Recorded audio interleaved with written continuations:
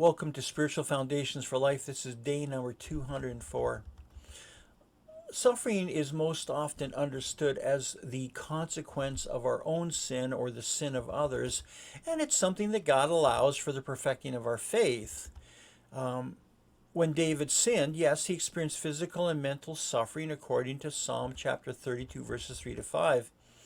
But Job's three friends believed that Job was suffering because he'd done something wrong, but that was not the case.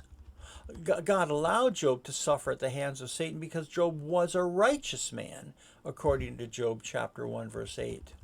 See, believers have always struggled with the question as to why God allows bad things to happen to good people. And we really can't fully explain that question without taking into account the evil influences of Satan and his demons, who actively oppose the will of God and the people of God. If God and humanity were the only two players, then one or the other would inevitably have to take the blame for all the suffering in this world. It's going to be us, or is it going to be God? Well, that was the conclusion of Job's wife, who responded to Job's suffering by saying in Job chapter 2, verse 9, "Are you still maintaining your integrity? Just curse God and die." But see, there's another personality active in this world. The book of Job begins with that other personality, with Satan asking God in Job chapter 1, verse 9, "Does God fear Job for nothing?" In other words, Satan was asking if Job loved God because of who God was, or if he loved God because of his blessings that he was getting from God.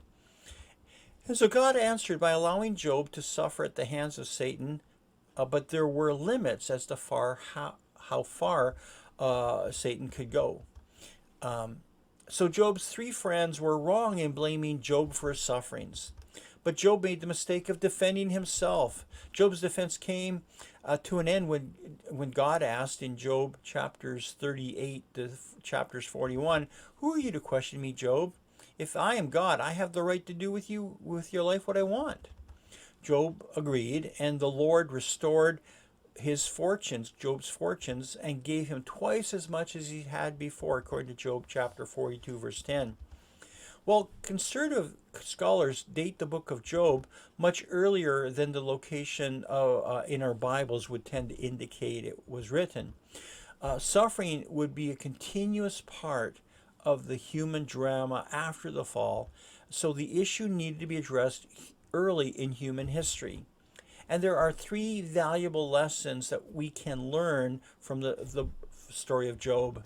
First, we have the assurance that God will deliver us and speak to us in our suffering, according to Job chapter 36, verse 15. Suffering alone is intolerable, but God says, "I will never leave you or forsake you," and he will speak to us in the middle of our suffering. Second, we have the assurance that God will make it right in the end. If we are called to suffer for the sake of righteousness, God will make it right in the end. And third, we should never jump to the conclusion that someone is suffering due to his or her own fault. Identifying with Christ in this fallen world will include suffering. As 2 Timothy chapter 3, verse 12 says, in fact, everyone who wants to live a godly life in Christ Jesus will be persecuted. See, as children of God, we share in his inheritance and in his sufferings, according to Romans chapter 8, verse 17. But the good news in 2 Corinthians chapter 1, verse 5, is that for just as we share abundantly in the sufferings of Christ, so also our comfort will abound through Christ. Peter advised us not to be surprised by the painful trials of suffering, but rather to rejoice that we are participating in the suffering of Christ, according to 1 Peter chapter 4, verses 12 and 13. In fact, Christians may be suffering because they are doing something right, not something wrong. As 1 Peter chapter 4, verse 19 says, "So then those who suffer according to God's will should commit themselves to their faithful Creator and continue to do good." They were suffering because they were doing good. They weren't doing anything wrong. And so it may happen for us too.